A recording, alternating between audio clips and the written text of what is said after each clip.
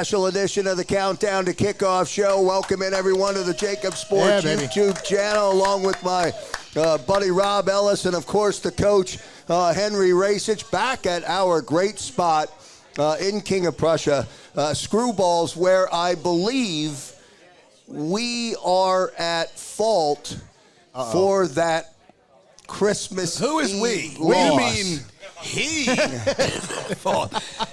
he prophesied this literally every week. Nostradamus here prophesies this potential Christmas Eve loss. And Rob, you met the universe. You met it. Congratulations. Never did I want to be so wrong in my life. Okay, and I wasn't going that way. I was going from a different perspective, meaning we were not here. It is our fault. You're right. On Thursday of last week, going into the holiday weekend, and then that 40-34 loss to Dallas in Dallas, and now has the Eagles at 13-2, and more. I don't even know if I should say more importantly than that. That might be the wrong way to characterize it, Rob. But Lane Johnson out. Jalen didn't play. Will he play this week? A lot of questions as we kick off the Countdown to Kickoff show. I think you phrased it the right way. I mean, look, you didn't want to lose that game. You wanted to lock yourself into that number one seed overall. But the bigger takeaway by far is Lane Johnson. And let's not lose sight of Avonte Maddox either, because Dallas smelled blood and went right after Josiah Scott. And every team's going to do that from here on out unless there are corrections and adjustments made. I worry about Lane Johnson, man. An adductor tear, and he's going to get about a month off. Such a tough injury. But you're dealing with gigantic, fast, strong human beings, and you're going to be dealing with – and look, hopefully maybe he can really heal quickly. I don't know, but – not down there. I'm worried, man. I am really worried about those two injuries, Joe. They're big injuries. Yeah, Derek Gunn, your partner from Sports Take, will join us today as our special guest. And when we talk to Gunner via the telephone – today, we'll find out from him what he knows or what he thinks about Lane Johnson. Is it as simple as, hey, I'm going to defer Henry the surgery, get into the playoffs, and then I'll deal with the surgery in the off season? Is that the way it works, or not so much? I mean, ultimately, an injury like that, you want to take care of it right away. But if he's going to try to tough it out, that is a tough injury, an ab issue, because you can't pinpoint the exact motion. Right. You don't know what's going to happen. You don't know. He when may you're be okay. Contorting and moving, twist and turn in that battle, and it just shows how important he is to this team. I mean, it's very rare that a lineman will go down and you see productivity drop, and you see the defensive productivity go up, and that's like blood in the water to them. Lane Johnson on the sideline, Parsons is like, I'm going to get it. No. But he's a big loss, man. I mean, hopefully they have the depth to overcome. I'll tell you what's going to be fascinating to me, what the Eagles do with this. In other words, do you just plug in Driscoll and hope for the best that he plays well at right tackle, which would seem to make sense. But the other thing you can do is you can move Mailata from the left to the right and then bring Andre Dillard in. I think that is the better play, only because Driscoll in his quarter and a couple of minutes in the Dallas game didn't do so well out there. No, I mean, I think what they may do is use the New Orleans game as a measuring stick with Driscoll, and if that doesn't look good, and if Lane's not ready to go come playoff time, I think that's what they may do. They did it last year when Lane took some time for personal issues. They moved Mailata over and they plugged in Dillard, so it's doable. The problem is, do you want to, weaken two spots, so to speak? That's the real dilemma. I would try to go with Driscoll at first. Try to get him a little bit of help, someone chipping there and whatnot. I was just going to say that. When you're down Lane Johnson, you can't just plug. You're not down one guy. You're down 1.5. Yeah. Because a back's going to have to pay attention and do a little more chipping and give it some help before releasing. Absolutely. So it does really affect the offense with a guy like that going down. That's a biggie. And the flip side is Maddox. Now, what you could do too, Joe, if you want to really start making some aggressive moves, C.J. Gardner-Johnson, when he comes back for the playoffs, that's if. I think he will.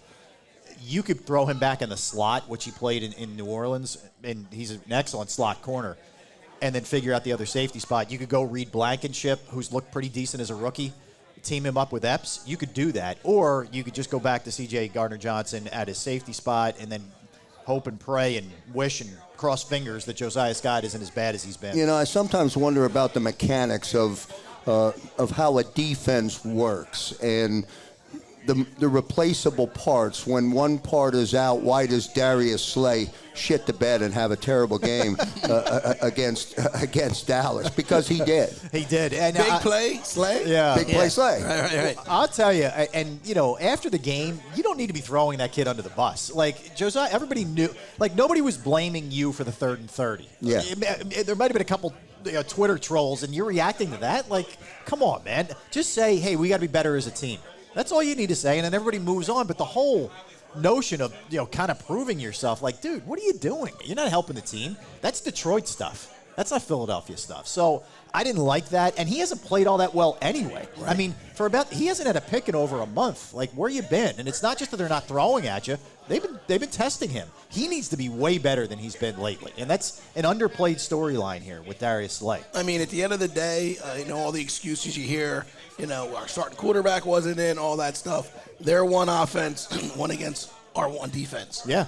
And that was a great football game. It was a fun game. It was. Just if you didn't have a watch. rooting interest, it was just good football. So much action, but it's going to get those two teams. I mean, I didn't think Dallas. I never thought this year Dallas was at any point in time better than the Eagles, and I still think the Eagles are the best team in the NFL.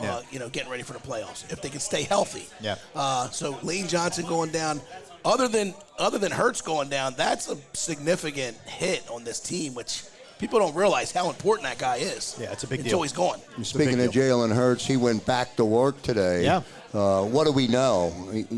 Will he play? Will he not? We know, as John McMullen always reminds us, Nick Sirianni plays very, very close to the vest when it comes to who's in, who's not, who's going to play. But what's your initial gut tell you about Jalen Hurts? Is he going to play? I don't think he should. Yeah. What do you think? I'm encouraged that he practiced. Okay, that to me is a step forward. And it didn't, from the video I saw, and granted, you only get limited looks at practice because they kick everybody out pretty quickly. But he didn't look like he was favoring it.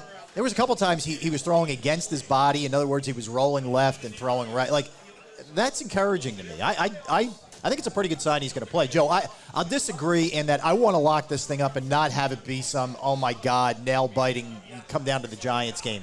I want to end it. And if Jalen's good enough to go, put him out there by all means. That's where I'm at. I go full guns a-blazing against the Saints. I don't think you need him to beat the Saints, honestly. Yeah. So if he's rolling left and he's throwing, that's really exposing that shoulder. You're muscling with that shoulder. If he's making those throws in practice, he may be ready to go. Yeah. But if he wasn't, I'd send him again because Minshew didn't do a horrible job. I mean, he managed the game. He did what he was supposed to do. Yeah. As we were talking earlier, if that receiver had a little more fight in him, Watkins, we wouldn't have some of these issues. But I don't think resting him would hurt. See, I'm not worried about Jalen throwing the football as you described. Getting hit. I'm worried about him. I'm worried about him getting hit. Yeah, I'm worried about him laboring on the shoulder, and then his initial reaction is to do what he's always done, and that's run. Yeah. And then one big hit from a 6-9 Saints team who plays physical defense. Yeah, they're a good defensive team. That defends the tight end very well, by the way. Yeah, they do.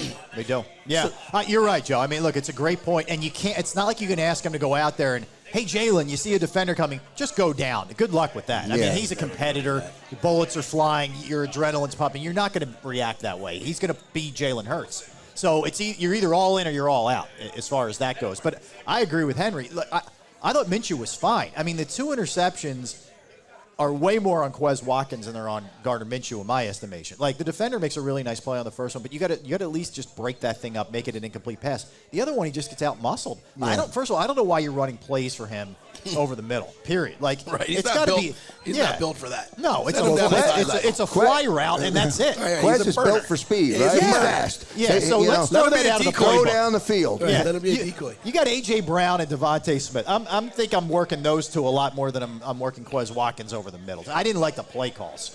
Now, I thought Minshew converted some pretty tough third downs, fourth down. I mean, you think about everything that went wrong in that game. They turned it over 4 times. All the other things, a 3rd and 30. They're on the 19-yard line knocking on the door the possibility of getting out of there with a 1-point win after all of that Right. in their place. Like, that's why I'm not With the backup. as much as it sucks losing to Dallas, and it sucks. My takeaway is I'm pretty encouraged with where this team is generally after that game. I feel good about it. Well, they're in a position to beat the Saints and then lock up home field advantage throughout the playoffs. So that's where they are right now. Dallas isn't going to catch them to win the NFC East unless you lose the both and Dallas wins both. Right. Unless you lose both. Which is a very distinct possibility as far as Dallas winning their games. Right. Yeah, that's the big thing. That's why don't mess around with the Saints game, man. I'm telling you. Because here's the thing, Giants aren't in yet. Giants need to win either this week or the following week to get in. They're still 1 win away from locking this thing up. Let's say the Giants slipped up and lost, and then it came down to must win for them in that last week. I just don't like these scenarios where it's coming down to the last week. Yeah, no doubt about that. Go ahead, Henry. Well, I mean, having shoulder issues myself over time, the shoulder is one of the worst injuries you can have. It really does take a long time. But if you're saying he's slinging it in practice, let him play the first half. Let him get up, but I wouldn't run him. You don't need to run him to win the game. Yeah, agreed. Especially against the Saints. Yeah, So no question. Joe's directing seating now. Yeah, there is no question. Maitre D. Cut that out. Maitre D. I would try if I'm Nick Sirianni and Shane Steichen to say, listen, we appreciate what a warrior you are, but let's be smart about this. If you can. We don't need the 2 extra yards, man. Get out of bounds or get down, slide. I mean, I think you can take some of that approach, but look, New Orleans is still alive too. So they're going to be doing anything they can, and they have a defensive line and linebacker crew that can absolutely get after the quarterback. Oh, yeah. So, you're definitely putting yourself in harm's way. What about a scenario where Minshew is the starter, Jalen is Dressed. the 2, he's dressed and ready to go, and if you're losing, break glass in case of emergency? yeah. What do you think of that? I think it's possible. I think it's possible. My guess is if they're dressing him, he's starting. That would be my guess. I was going to say that. Yeah. Because the other scenario, I've never really seen that. Starter sitting waiting to go, and then if we're not doing good, we jump in. Well, to your point, Henry, they should beat the Saints without him. But let's assume they play that hand, or let's assume, because we don't know, that the idea already is to sit Jalen Hurts in this game and see where you are with Minshew and see how it plays out. Yeah. Now, if you're in a 3-point game or you're losing a football game coming out of the third quarter, Jalen at least is there to get something going. I think if they did play Jalen Hurts, they literally don't have to run him. The threat of him and the threat of him running is what you need. You don't really need him to take off and get pounded by linebackers, especially if he's a little banged up right now. But I just feel like he's got to be smart. Nick's got to be smart. And if you didn't need him, I just think that they don't need him to beat the Saints. The Saints, their offense isn't a juggernaut. It's not like they're the Cowboys putting up 40 points. Yeah. I think you can handle them if you keep their run game down. I just rest him another week if you can. I mean, he's gonna definitely be getting pounded in the playoffs. So but that's get him the as thing. fresh as you can get him as healthy as you can. It is smart to do the sort of play the head game with them because Jalen is so different from Gardner. And there's such a preparation that is involved in somebody like Jalen Hurts. So you are dedicating a lot of time to that. So it makes sense if you are playing a little possum here, if you're the Eagles. My guess is after he practiced Thursday, that Friday, the next day is going to be the key. Hey, man, tell us the truth. How's it feeling? And if there's any kind of soreness in there, awesome, man. You're not playing. Like, the decision's already been made as far as I'm concerned. But wasn't there a little window in time before the Cowboys game when he first got injured, came back to practice that week, where he said, I'll be good to go? Why don't they let that – you have to tell him by a certain time? But he didn't practice. Keep that in mind. He did not. He was just pushing them, and they never let it get to that point. Gotcha. But, generally the NFL wants you to let – the public know. You know what that means? Yeah, that's a gambling thing. But is that a rule? Well, yeah, because you can get fined for it. And withholding information? Yeah, withholding information. Usually by Friday they want to know. Right. Generally Friday, if you're still not good on Friday, the odds are on Sunday you're not playing. Right. That's generally, I think it's not 100%, but that's usually the school of thought. Well, show me a player in the National Football League who doesn't say, Coach, I'm okay, I'm ready to go. Yeah, it's probably a guy you don't want on your team who's saying that. Right. 100%. Good stuff on the Countdown to Kickoff show as we come to you going into the game against the Saints, along with Rob Ellis and the coach, Henry Racich. We'll get to our first break. On the other side, D. Gunn will join us. We'll get an update from Derek Gunn on Lane Johnson. We'll see what he thinks about the best right tackle in football, sitting out for the last 2 games, making his way back when the playoff season gets underway. The Countdown to Kickoff show from Screwballs. Back in a moment. Score and save in southeastern PA and Delaware with Colony Pools this football season, and let the experts close your pool with a custom Merlin safety cover in green for the birds. And if you join our Winter Watch team, we'll give you another 20% off, and Colony Pools will handle it all. Keep your tiles on your pool, not in your pool. Fly with Colony right now, birds fans. Visit flywithcolony.com.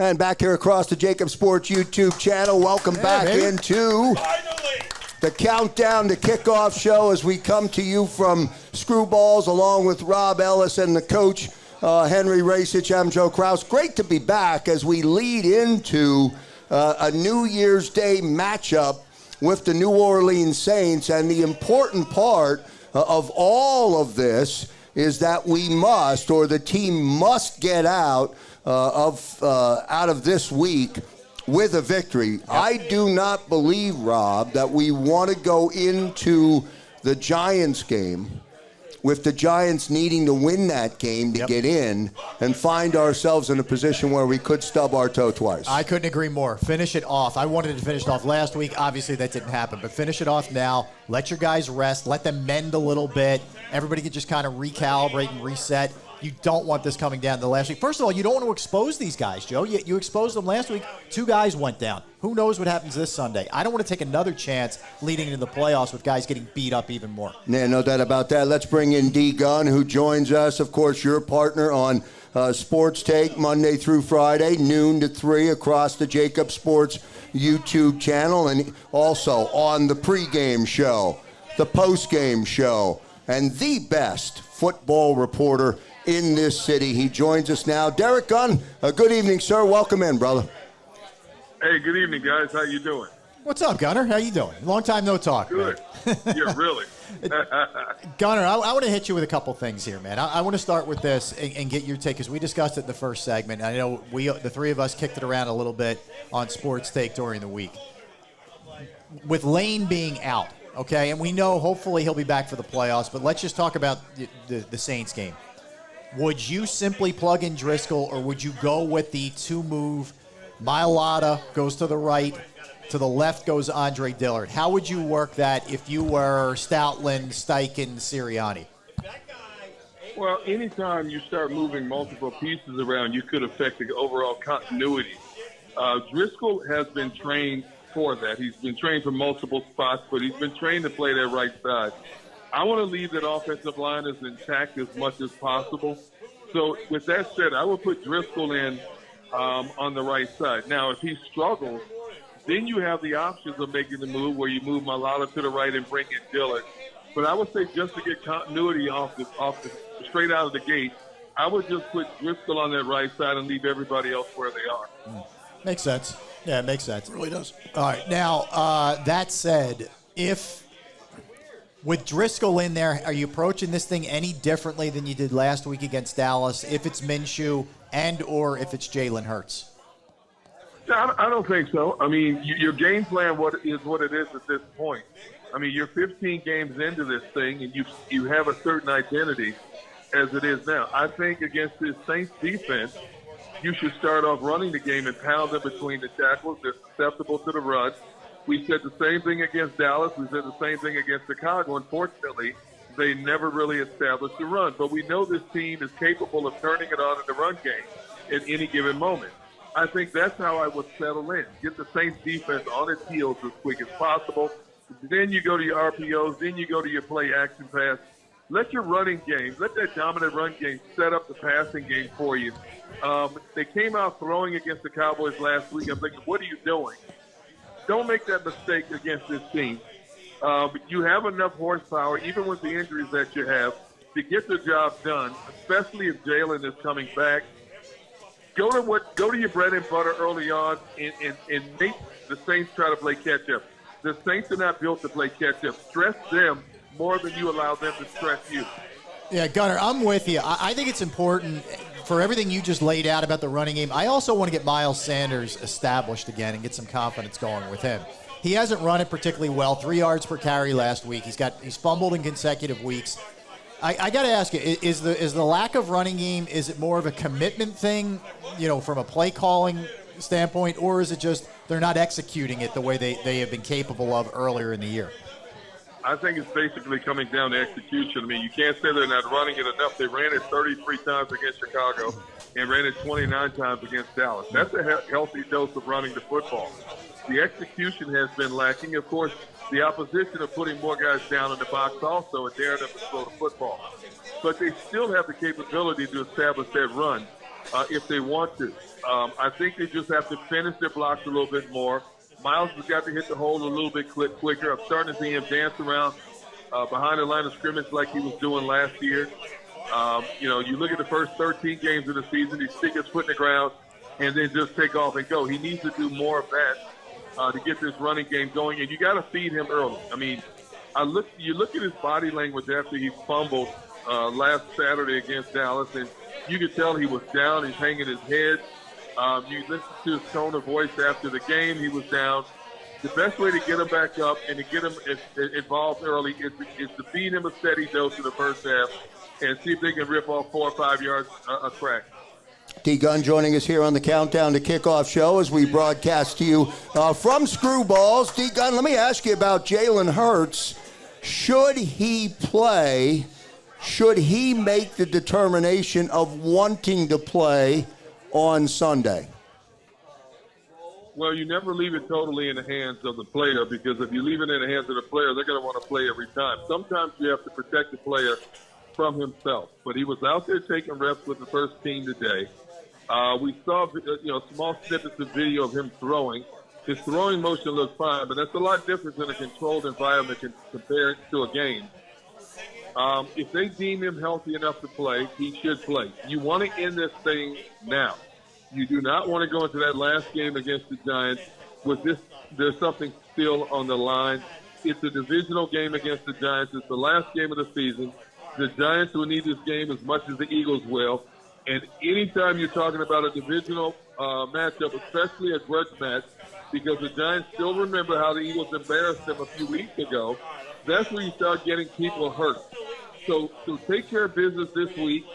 Let Jalen rest next week and a week after, and then get focused on the playoff scenario.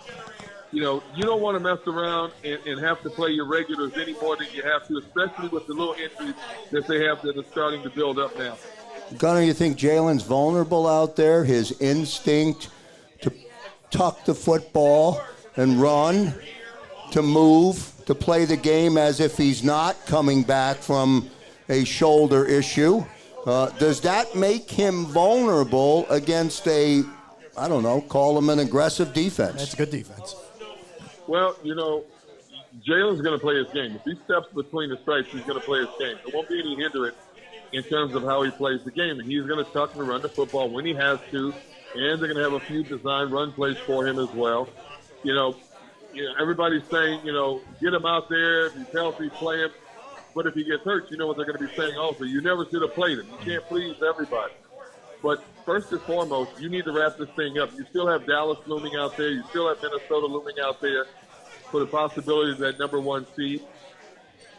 You got to go with your horses. And if he's well enough to play, he's going to play, and I don't expect him to play his game any differently than we've grown accustomed to seeing him play it throughout the course of this season. Dave, can you explain to me, because your opening statement about run the ball, pound the ball, do what you do best. I mean, that is the identity of this offense. The identity started last year with their running game. Why do you think he gets away from it? Is it the shiny toys on the outside he wants to use? The Eagles' identity is a run game first. Why does he get away from that? That's a good question. I wonder if when they look at the film of the opponent, they think, you know what, we can catch them off guard early with our passing game and get them thinking about the pass and then run the football. I wish I could tell you more in terms of why they're not doing what they do best, which is to run their football and set up the pass. We've watched 2 consecutive games now where they've thrown the ball a lot more than I thought they would have.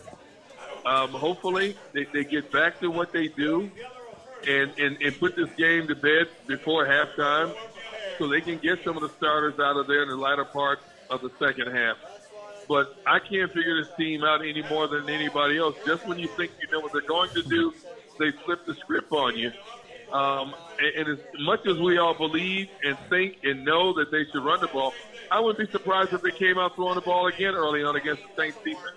Yeah, I mean, philosophically, their belief is pass to get a lead and then run, and take time off the clock. But we'll see how that shakes out. Gunnar, this is the first time this team's really had some adversity. Earlier in the year, there were a couple injuries here and there, but this is a little bit deeper now with Lane and Avante and some of the other things that are going on, and they lost, and there's some guys maybe not playing up to their capabilities. How do you think they respond? This is kind of gut check time for them right now. Well, this is a team that should be ticked off because they lost the game they could have won in Dallas. For the second straight week, they lost the turnover battle. Players who got beat in certain situations we normally don't see get beat. So I think that Dallas game was a wake-up call. That was a brisk slap in the face to this team. And even though they're nicked up in key spots, they still have enough depth and talent to take care of the Saints team. If they were playing a better opponent, let's say like a Buffalo, a Kansas City, or somebody like that, maybe the concern would be increased significantly. But this Saints team has struggled all season long. They don't score a lot of points. They don't give up a lot of points, but they don't score a lot of points.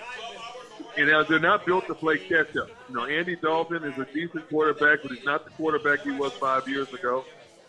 They have enough weapons to put the Saints in their rearview mirror if they do the little things right. You have to overcome the mental miscues and the physical miscues that you had in that Dallas game. If they do that, they should beat the Saints team by double digits. Yeah, and Derek, I'm not going to lay this all on the defense because 20 points came off of turnovers, right? So you have to take that into account. But let's face it, the defense didn't play as well as it could have, sans the pass rush, which was excellent. What do you think's going on there? I mean, Slay hasn't really been as good as he was earlier in the year. There's some other mishaps back there. Maybe some of it's attributable to injuries. But what do you think's going on with the defense? Well, they don't throw at Slay much, and rightfully so when you consider the type of season he's had. He hasn't had an interception since that Week 5 game against the Cowboys. He looked bad against Dallas, plain and simple, but then again, so did a lot of people on the back end of that defense. I don't want to say they become complacent. I don't think that's the case. Every dog has its day, and I think the dog just bit Slay and a lot of guys on that defense against the Cowboys, unfortunately for them. But I think this week is going to be has been a more intense practice session. I think they're more focused. I think the coaches have been on them about the little details that they did so well they haven't done the last couple of weeks. And I expect to see a much more complete, technically sound brand of football from this team, especially on defense. Derek Gunn joining us here on the Countdown to Kickoff show. Of course, you'll see Gunner all week, Monday through Friday, with Rob Ellis and Barrett Brooks on Sports Take across the JAKIB YouTube channel. And then, of course, on game day, catch the pregame show with Mark Farzetta, Seth Joyner, and the one and only Derek Gunn. And then on the postgame show, Mike Missinelli, D. Gunn, Seth Joyner, and Devin Caney on 6abc.com and on the JAKIB Sports YouTube channel. Great stuff, Gunner. Appreciate it, man. Hey, guys, thanks for having me on. Thank you, Gunner. Good Happy stuff New from Year. Derek Gunn checking in. He's the best, man. Pretty confident D. Gunn leading into the game or against the Saints, rather. We'll unpack some of what Gunner had to say on the Countdown to Kickoff show when we come back live from Screwballs. Back in a moment.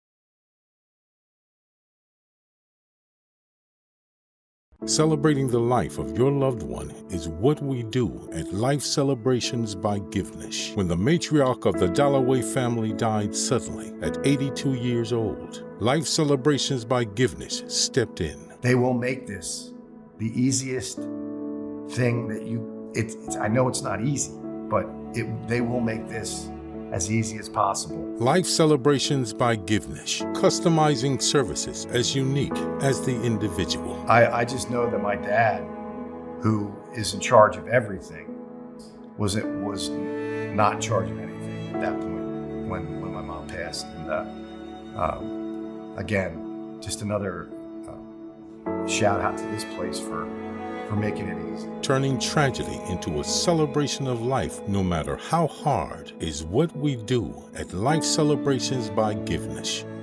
Life Celebrations by Givenish, customizing services as unique as the individual.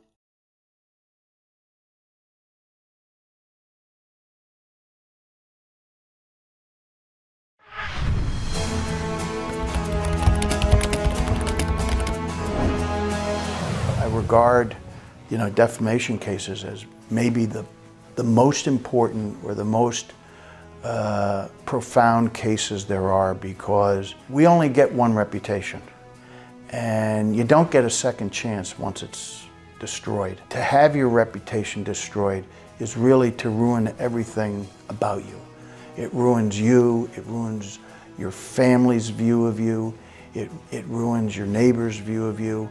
You go to a party, you don't know who's looking at you sideways because they heard, you're a this or you're a that.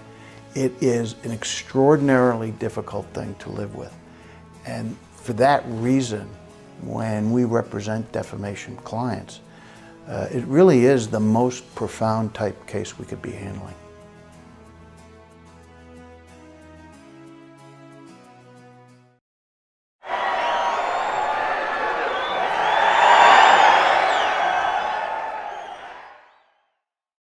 And back here on the Countdown to Kickoff show as we come to you from Screwballs. Pretty good stuff from Derek Gunn joining us. But now, D. Gunn, I think, as we unpack what Gunner had to say in that last segment, he thinks they're going to win by two scores, a two-score victory for this football team against the Saints. Realistic, Rob? Yeah, realistic. I mean, look, this team's underachieved all year, New Orleans. Although I don't even know if they've underachieved. They're just not that good, and they're banged up. I mean, they've had a lot of injuries. Andy Dalton's not what he was in his Cincinnati days, that's for sure. Kamara's been okay. He hasn't been great. Chris Olave is really their only threat on the outside because of other injuries. It's not a dynamic offensive team at all, Joe. The problem with New Orleans is on the other side. They still have a good D-line and good linebackers, and that's, if they're going to stay in this game, it's going to be because of their defense. If this game becomes a game where the Eagles get a big lead, I don't see New Orleans being able to come back. So if you can jump on them early, that's going to be a key. I mean, the Eagles blew 2 10-point leads against Dallas. That can't happen again. Your defense needs to do their job. They were up 10-0 after the pick six by Sweat, and they got up 27-17, I believe, later in the game. That can't happen, but I don't think that'll be the case. If the Eagles get up like that, I think they start to run away with this thing, Joe. I really do. No, I agree. I mean, there's not a whole lot of offensive threats out there with the Saints. Kamara isn't what he used to be. Yeah. They're a predominantly run team, and the Eagles have locked down the run, pretty well. Yeah. They did a good job against Elliott and Pollard. Only 3 yards an average was to carry, but it's funny how that was the big problem at the beginning of the season, the run game. Yeah. They bottle that up, and people are passing all over them now, which is kind of crazy. But I wonder why. When I see that, I wonder why. I don't understand it. It seemed like the secondary was on fire in the beginning of the season. Yeah. Really tough to complete, especially long passes against. You don't see them give up many big plays, the Eagles. But, I'm going to go back to that run game of the Eagles, man. If they just impose their will, you get a rhythm as an offense when you run the ball. And offensive linemen love mashing the ball down. It's demoralizing. Yep. So if you can do that against the Saints, your first couple drives, stay on the ground, do what you do, then you set up all the toys. That would be my mindset. I've had running teams that nobody could stop my run. I'd run till you stopped it. And then that does open up the pass. But Rob, you said their game plan is the opposite Usually of that. The last couple of games, it's Pass been like to get out in front, and then run to take the clock away. Yeah, I think that's what Howie Roseman, Jeffrey Lurie believe. Like they're some of their tenets of what they believe. I'll tell you what, Joe. I said it earlier. I would 100% get Miles Sanders going early in this thing. It provides a lot of benefits. You get his confidence back a little bit. You start to hammer it down the Saints' throat, and then I think it opens up some play action for Minshew. Minshew or Jalen? Well, either one, honestly. I mean, you could almost go traditional like play action rather than the RPO stuff. You could do that. I don't know if they'll do that, but that's what I would do. I mean, honestly, I would try to get the run established early. The other thing I would do is Goddard had 3 catches for 67 yards, which is fine. I want him way more involved this week. I want him with 5-7 catches minimal in this game. But the Saints really do a good job of all the things they do on defense and bottling up tight ends. They do. So in the Dallas game, so Brown had 100 yards, Smith had 100 yards. You said Goddard had about 67. Yes. So you're not having a huge drop-off in your passing attack from Minshew and Hurts. Right. That's true. What you're missing is that threat of that run from Hurts. So if they stay on the ground and get Sanders going, Minshew can run the ball. I mean, he can pull off a couple of they could keep a couple quarterback runs in. He could. I think we'd all be surprised if he did it, including the Saints. Nobody's keying Minshew to run the ball. Yeah, there would be an element of surprise, so that's for sure. That's something that should be in the game plan. Like the thing they do to Hurts when he drops back and it's a middle design run. I think Minshew could pull that off. Yeah. I would love to see him have a nice running touchdown. The other benefit to running the ball is I think you can get him comfortable and get him going, right? And I think that would aid him running the ball rather than throwing. If they're going with Driscoll, if they're not making all the kind of drastic changes where they're moving all the parts around. Also, the Saints don't have that dominant defensive end like Dallas has to make Driscoll look bad as he made him look. They did a nice job on him, on Parsons. There's a lot of credence to what Gunnar was saying about let's not make too many moves on that offensive line. Yeah. Help the guy where the hole is a little bit more. If Jalen Hurts is the starting quarterback and they're running an RPO, they should blow him out. They should blow him up every play. Yes. Yeah, and that's my fear. That's why I think Jalen shouldn't play this football game. I don't think he should play. This isn't a game where you need him to win. I don't think you need him to beat this team. Minshew's more than adequate passer. He knows the offense. He's not going to have 2 touchdowns on the ground himself, but I don't think you need him. Like, let that shoulder rest because the shoulder is just such a bad injury to have. Yeah. One thing I would say, they do err on the side of caution with this stuff. I mean, we see the way they treat the preseason. We see the way they give these guys maintenance days. Wednesdays are like walkthroughs. They're not even real practices. Like, they are very conservative when it comes to this stuff. The only difference is if you're coming off a preseason where these guys barely or don't play at all and you don't look good week 1 and say you lose, there's always a week 2. If more than half the league went through that this year. No, there's a lot of 2 game under 500 teams. Yeah. The last year weren't in that position. Well, you're right, but the problem is, like, if you do that in this game and you lose, in other words, let's say Minshew doesn't play well, or maybe it's not even his fault, you just lose. Then all of a sudden, you're down to this last game now. Like, you don't have that same kind of luxury and that same kind of window that you have early in the year. That's a scenario you don't want. You don't want to be going into the Giants game. Last thing you want. Which the time right now for that game is TBD for a reason. For a reason, yeah. It could be flexed out very easily.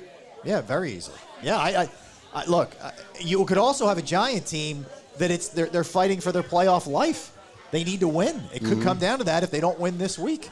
So there's a whole lot of bad that could happen a week from Sunday if you still need this. You better stop it right now. Listen, I'll give you my prediction in a little bit. You'll like it. You already did it. You'll like it. Christmas Eve I know. You're the Grinch talking about it all year long, and it happens. Look, I'm telling you, he manifested this somehow. He manifested this. Do you know how much to my core it hurts that they lost to the Cowboys? Oh, I know. It pains you me. were worried about it. Literally, Yes. you worried about that this whole entire I know. season. I tell you, and then man. it came down to it. But I'm going to say this: they're going to bounce back. They lost. They're professionals. They're embarrassed. Yeah. I mean, even though they lost with their second-string quarterback, Eagles don't want to hear that. No.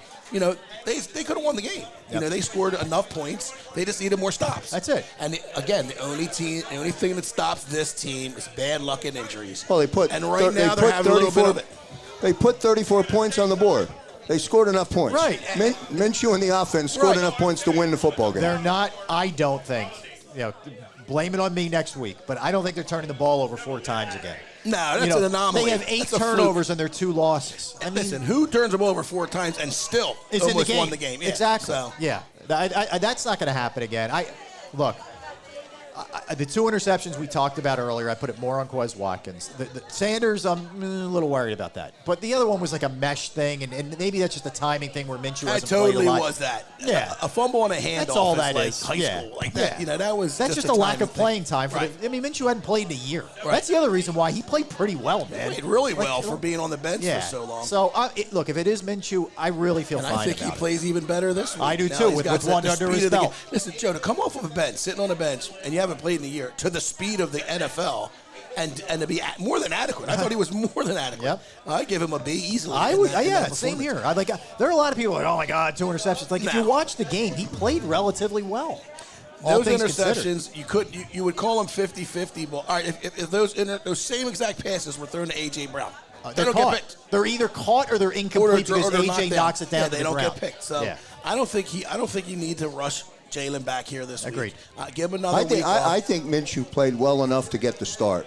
I think Minshew should start on Sunday. Well, I'm not saying he's start over Hurts. If Hurts is ready and healthy, there's no conversation, but he's fine. I agree. He should start. He didn't do anything to say, whoa, we can't give this guy the key to the caddy ever again. No, we've seen bad backup quarterback play with the Eagles and around the league. That was not what we saw on Saturday with Minshew. Absolutely not. No, I think they should rest Jalen Hurts because you can beat this team without him.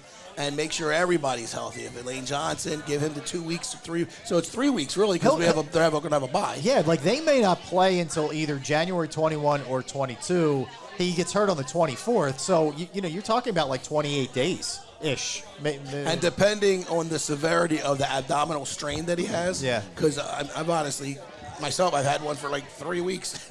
It's finally healing. I'm old, but I don't have the help that he has. Yeah, you're not quite Lane Johnson. But the first 2 weeks is brutal. Like that couple days after that, any motion, he lifted his leg, get off the couch, everything. Yeah, I can imagine down there. So you sneeze, it hurts. They have to really baby that along, and he shouldn't play another snap until no, he's not until after into the playoffs. Right, no, he's done right for the year. Yeah, he's done for the year. Yeah, he's on the bench until the 21st or 22nd. The one I don't think you get Avonte Maddox back. Like when they say serious toe, like people hear toes and they're like, toe is a huge deal. It is. It's a really big deal. So that's the one I am not encouraged that he gets back, unfortunately. Well, as the scenario plays out, should they lose the game Sunday, and you've got to look at that as a possibility. I don't know how much of a possibility, but you do have to consider it. Yeah.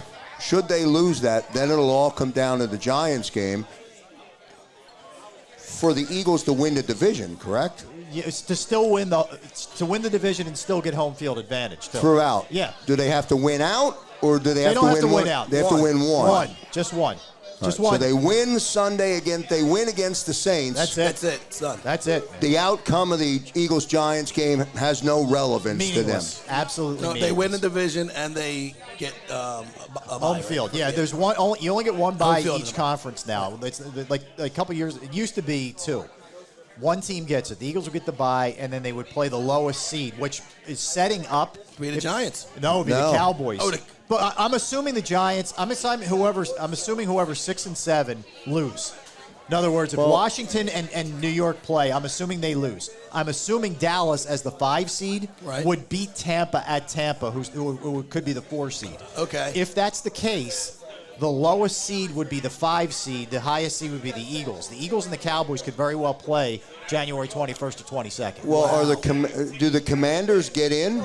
Well, even if they get in, I don't think they win in the first round. I think they're either losing to, like, you're talking second round here. I'm going second round. Yeah, you're talking about the weekend of the 21st, 22nd. When the Eagles would play. Right. Like, I don't think either the Giants or Washington, let's say they're the last two, hypothetically. I don't think they beat the Niners or the Vikings. Right. I think they get bounced. And then Dallas would slide up because of that nonsense that if you win your division, you're the higher seed and you get a home game. Like, nobody in the NFC South deserves a home game. That division's garbage. It's hot garbage. But they would get it just the way the playoff structure is. Countdown to Kickoff show as we come to you from Screwballs. Great spot to be. We've got one more segment to go. We've got about 2 or 3 minutes left in this segment, Rob. I'll give you an opportunity to go where you want to go in this final 3 minutes before we take our last break. Is there a scenario that you see or that you've talked about on Sports Take or that Henry's, the coach's thoughts triggered something in your mind where they lose this football game against the Saints? I think the only way, and Henry said it earlier, the only way they lose is if they beat themselves. I know that sounds cliched, but I'll keep falling back on the 2 times they've lost. They gave the other team the ball 4 times. Even if they turned it over 3 times last week, they win. I mean, the Sanders fumble kills you.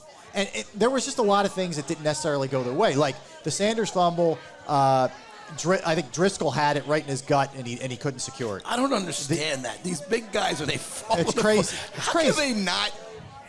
What do you mean, Henry? What do you mean you don't understand that? If I'm falling on this phone, as big as I am, I don't understand how these big guys constantly. We're going to do that later, Joe. We'll throw something, have Henry just fall. What is the proper way to recover a football? Don't try and pick it up. Don't try to pick it up. Fall but what is the proper way to cradle the football? Land on it, and everybody gets on top of you. Yeah. They like.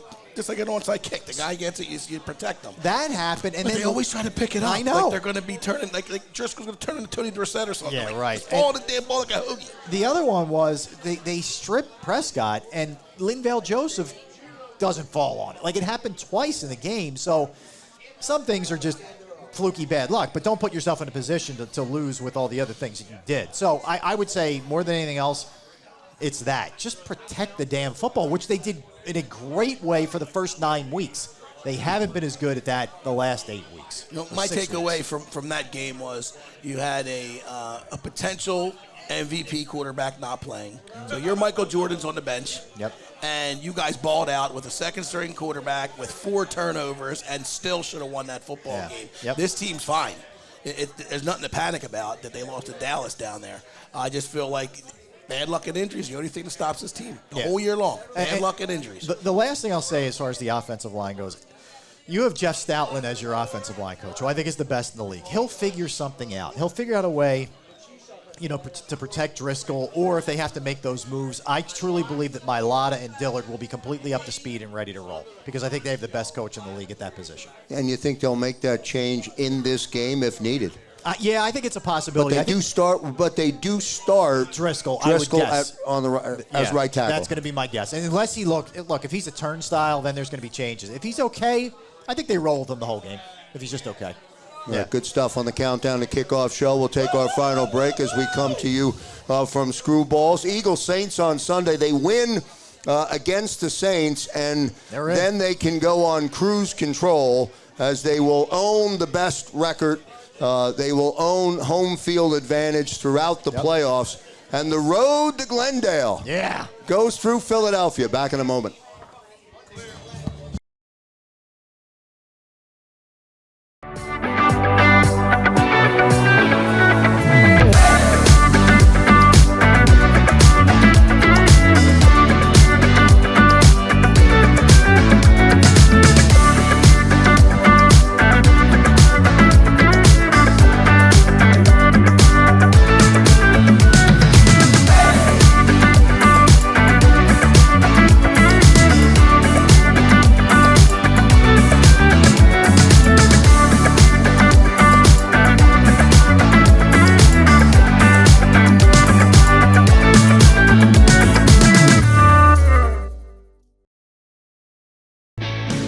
Hi everybody, my name's Jason Lombardi. I'm an inspector at DryTech. At DryTech we offer 3 major services, the first one being basement waterproofing, the second service we offer is foundation and structural repairs, and then the third service that we offer is mold remediation. If you feel you are having a waterproofing issue, give DryTech a call or check us out online.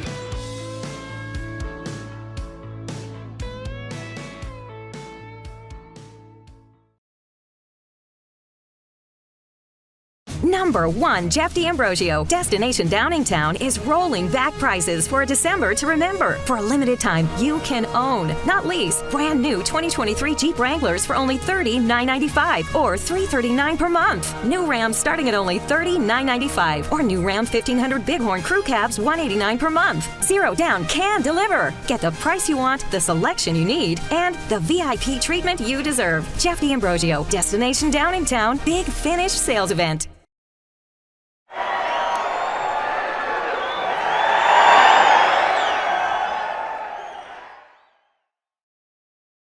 And back here on the Countdown to Kickoff show as we come to you from Screwballs across the JAKIB Sports YouTube channel, starting to fill in here. And great to be back here again, Rob. I put that loss on Christmas Eve, not on Rob Ellis, Henry. The manifesto. Henry's supposed to be a teammate, Joe. What's going on here, man? I'm just being Slay. I'm Slay pulling today. Henry's pulling it. I'm Darius Josiah Slay. Scott. I'm Josiah Scott. He's Darius Slay. Henry's ripping you in Big public. play, Henry. Come on, man. Slay. By the way, our 4th and 26 I know. became the Dallas 3rd and 30. How about it? Joe, here's the problem.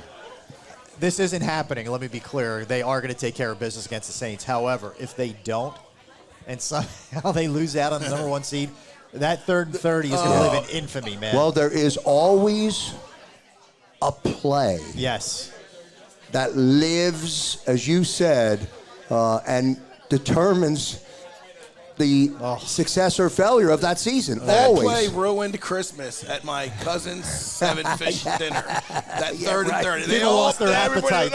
It was hard. It literally destroyed our Christmas party because we consumed half as much liquor. It was just a really bad night for Eagle fans. Yeah, no question about it. There is no question. And I think there were a lot of appetites around the Delaware Valley. It went in the tank there. It went to the tank. Right after the game, I was like, that dang Rob. I know. Rob I'm called telling it. you. I was like, I was doing that to myself. I usually say it to myself anyway. But yes, that was one of those. But Joe, think about it. From week 1, he's been talking about. I had a bad feeling about that game. The whole time he's had a bad feeling Especially about that after the Eagles beat him there. I mean, the third of a back-to-back-to-back. Dallas needing the game badly, a revenge game. Like, it just set up in a bad way. It's just, the NFL ebb and flow. Oh, yeah. And that. It was great that TV. It was great. It was great entertainment. It was great fun TV. game. That was a great football. Like Rob said, if you weren't had a rooting interest, like I always root for the Birds. Yeah. But just back and forth, it was like an old time showdown. Like it was a gunslinger thing. It was. I can't wait place. to see him. I would love to see them play Dallas in the second round. I think it's setting up that way with a perfectly healthy Eagles team. Yep. All right. Here's the last 3. So here is the December games for the Saints. Okay. They lose to Brady by a point. Yep. Right? Yep. First week of December. That would be an impressive statement if Brady wasn't playing horrible. And that team stinks. Team stinks. I get it. Right. So they lose that game. They beat a bad Atlanta team, right? Yep. 21-18, and then they beat Cleveland by a touchdown. Yeah. So they've won 2 of their last 3 coming into the Eagles game. Well, the reason last week is impressive to an extent. Cleveland's not good, let me be clear. But they were 0-6 playing outside of the Dome this year.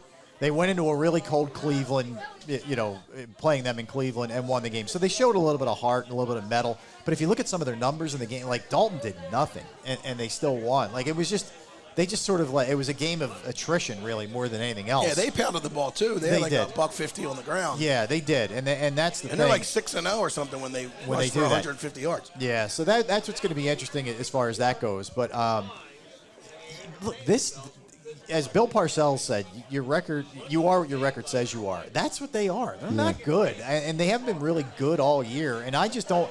I think the Eagles are going to get to Dalton a lot. They got 6 sacks on Dak last week. They've been getting 5, 6 every game, by the way. They're 1-2 shy of the record.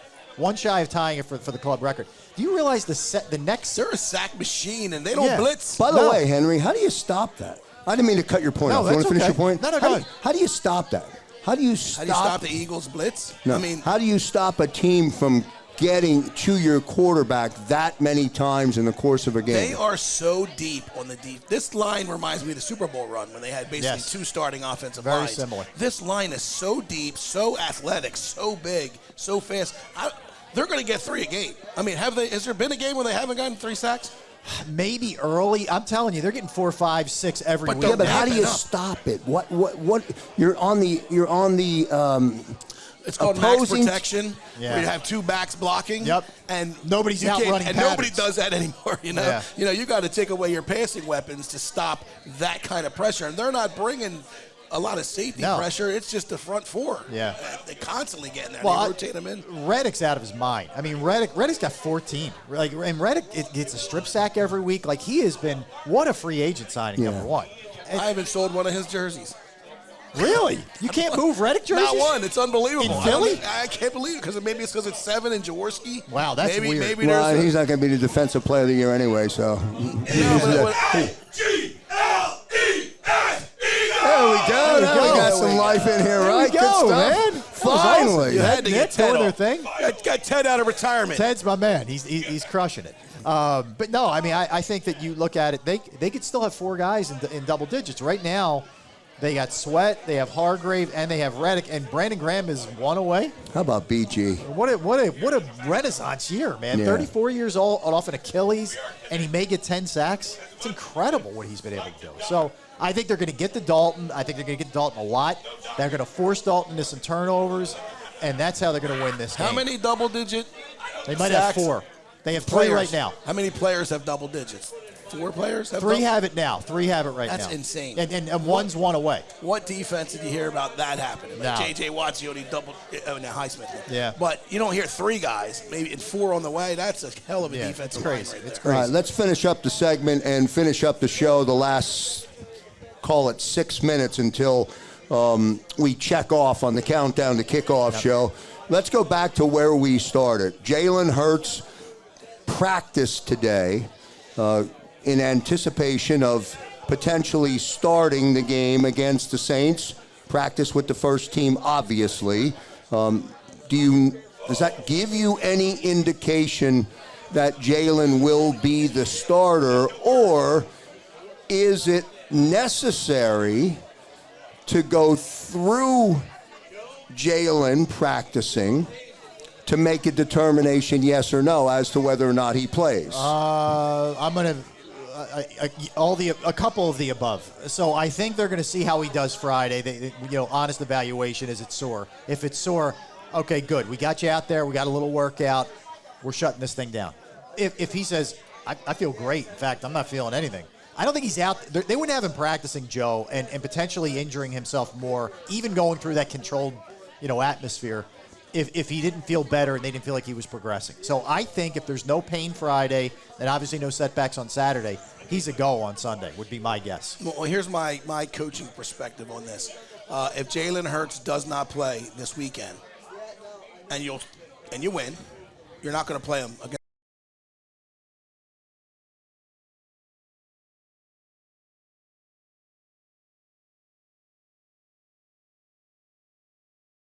Edge and momentum that he had.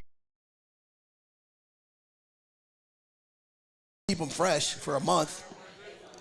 They don't go fast in practice. They don't go hard in practice, but that would be a little concern. I would be worried about that too. The offense's rhythm and all that. That's being a really long for a whole layoff. month. And you look, even though the guy, he's going to work his tail off at practice, it's not the same thing. It's not the same thing. That's a concern. Well, I know you can't, and John McMullen, you'll hear him say this a lot, you can't legislate injuries. Right.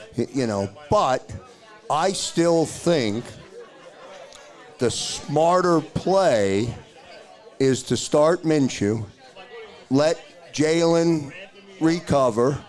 I like Jalen. sitting out He'll be for hungry. that extended period of time. He'll be hungry. And coming back on the 21st or 22nd, whenever the game is, assuming they win, I like him out of the vulnerable area that he is still in. Why take the risk? I don't understand why. There's no need to take the risk. Here's the question. Can the Eagles beat the Saints with Minshew? I think so, Yes. yeah, absolutely. If the answer is yes to that question. I think so, yeah, absolutely. If the answer is yes to that question, Jalen Yeah, sits. but Joe, could they have beaten the Cowboys with Minshew? Yeah, they didn't. Like, you got to win this. I don't want to have that Yeah, last but they game didn't be that lose the Cowboy game because of the offensive performance. I agree. I like I said, I and thought this defense is not going to be stressed like they were against the Cowboys. No, they're not. There's nowhere That's near the for amount sure. of weapons. So I say it's an easy win with Minshew in there. And I also say that 4 weeks off, like Jalen Hurts after 13 football games, his body will need that rest. Yeah. He will come back really fresh and reinvigorated. With 4 weeks off. I mean, that is the good I thing. don't play him. I wouldn't play him. Well, the great Especially thing against a scrub team with nothing to lose. Someone can take a cheap shot or roll on him or just. The nice thing, too, is if you win this, whoever the quarterback is, these guys are going to get 2 weeks to heal. Like, even the guys who are playing, like, you know how big that's going to be huge. for Kelsey That is huge. and some of the older guys, Fletcher Cox, whatever. Like, that's going to be enormous. That's why getting this 1 seed is so big. Look at 17 when they got the 1 seed. They played one less game. How big was it having even that first game against Atlanta here, and then the Minnesota game where the roof came off after that pick six? One less game, your place. You got to take care of your business here. You got to. You didn't work this hard all year to let it bleep it away here at the end. I mean, I think they win double digits without Hurts. Yeah. Again, just the attrition and their offense. If they just keep running, you don't have to worry about Henry, Saints text offense. Coach Sirianni and say, yo, Do what you scratch Jalen Hurts for the game. Yeah, I wish I could. If I could text him, I wouldn't be sitting here. I'd be in a booth coaching the Eagles. It's a good point. That's fair. And the other area, and I know we've talked about it, the other area of vulnerability that I think the Lane Johnson loss That's huge. is so huge. It's scary. It's big. Yeah. And I think the fallout of that in this particular game puts them in a position where they could lose the football game because Lane Johnson's not on the field. Yeah, like I hear a lot of people say, it's pain tolerance and Lane's a tough guy and everything's going to be fine. I don't doubt that Lane's a tough guy, but like we were talking about earlier, that is a very tricky, painful, potentially rip it and make it worse kind of injury without having. Look, he's got to have surgery. He's just putting it off and trying to get by. I like that's a tough position to be able to get through that injury. It really is. I mean, that's like you said. You're contorting against guys that can fly, that are gigantic, that are strong as hell. I'm worried about Everything comes through your abs. Everything comes through this core. He's going to be limited. I'm sure. I don't know. They shoot him up. I don't know what they do. There might be how some they mask assistance. it. There'll be some But, assistance. some blue tent band-aids. Yeah. But it's something that if he's off for a month, he'll heal. He's not going to heal all the way back. He definitely needs surgery no matter what. Yeah. So it's just a matter of how much worse can he make it. He's got to go 3 games, right? Let's see. Second round for one. Yeah, he's got to go divisional, wild card, Super Bowl. He's got to get through 3 weeks, and he'll have a week off from the championship game to the Super Bowl too, which could help him a little bit. Are the Eagles 13-2 because of Jalen Hurts, or are they 13-2 because of the offensive scheme that the coaches have put together? If you ask me this time last year, do they have these many wins because of Jalen Hurts? I would say, yeah. I mean, he carried a lot of the load last year. This year, it's not just because of Jalen Hurts. They're a well-rounded football team. They have a great air attack, a solid defense. I mean, when you talk about a team that you might see their only weaknesses is somewhere in special teams, that hasn't really manifested itself. Yeah, it's been better. They haven't been hurt by special teams yet. Mm-hmm. So, no, it's not all Hurts. But, I do think that he's 80% of the identity of this offense. Yeah, I would agree with that. If not statistically, the identity of this Eagles team and offense is Jalen Hurts. The one thing you saw was you didn't have that threat with the wheels. Like there was in the very first drive, Minshew takes off and Micah Parsons gets him from behind.